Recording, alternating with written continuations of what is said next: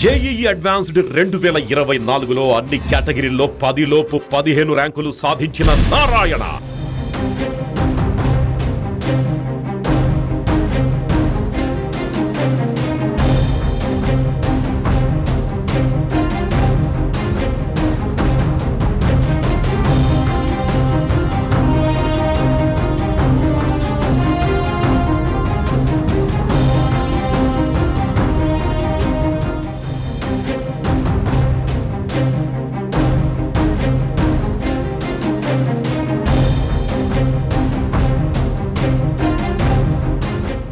ఏపీలో ముఖ్యమంత్రిగా అధికారం చేపట్టిన చంద్రబాబు నాయుడు అటు పాలనా పరంగానే కాకుండా ఇటు పార్టీ పరంగానూ కీలక నిర్ణయాలు తీసుకుంటున్నారు. ఇందులో భాగంగా టీడీపీ ఏపీ కొత్త అధ్యక్షుడిని నియమించారు.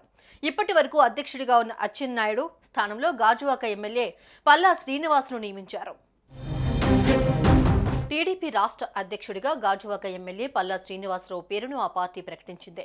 ప్రస్తుతం ఆ పదవిలో ఉన్న కింజారపు అచ్చెన్నాయుడుకు మంత్రిగా అవకాశం కల్పించారు. ఈ నేపథ్యంలో బీసీ యాదవ వర్గానికి చెందిన పల్లా పేరును రాష్ట్ర అధ్యక్ష పదవికి టీడీపీ అధినేత సీఎం చంద్రబాబు పరిశీలించారు. ఇటీవల జరిగిన ఎన్నికల్లో వైసీపీ అభ్యర్థి గుడివాడ అమర్నాథ్పై భారీ మెజారిటీతో పల్లా శ్రీనివాసరావు గెలుపొందారు. రాష్ట్రంలో అత్యధికంగా 95,235 ఓట్ల తేడాతో పల్లా విజయం సాధించారు. అధిష్టానానికి విధేయుడిగా పేరున్న పల్లాకు ఈసారి కేబినెట్లో చోటు దక్కుతుందన్న ప్రచారం జరిగింది. పల్లా నియామకంతో మరోసారి పార్టీ అధ్యక్ష బాధ్యతలను బీసీ నేతకే కట్టబెట్టనున్నారు. మరోవైపు ఈ కేబినెట్లో చాలా మంది సీనియర్లకు అవకాశం దక్కలేదు. దాంతో అచ్చెన్న స్థానంలో పార్టీ పగ్గాలు మరో సీనియర్ నేతకి అప్పగిస్తారని టీడీపీ వర్గాల్లో చర్చ జరిగింది. కానీ యువకుడు పార్టీ పట్ల విధేయత కనబరిచే పల్లాకు అధ్యక్ష బాధ్యతలను కట్టబెట్టాలని చంద్రబాబు నిర్ణయించారు. తెలుగుదేశం పార్టీ ఆంధ్రప్రదేశ్ అధ్యక్షుడిగా తనకు అవకాశం కల్పించిన ముఖ్యమంత్రి చంద్రబాబుకి, యువ నాయకుడు నారా లోకేష్ కి, తెలుగుదేశం పార్టీ పొలిట్ బ్యూరో సభ్యులకు పల్లా శ్రీనివాస్ కృతజ్ఞతలు తెలిపారు.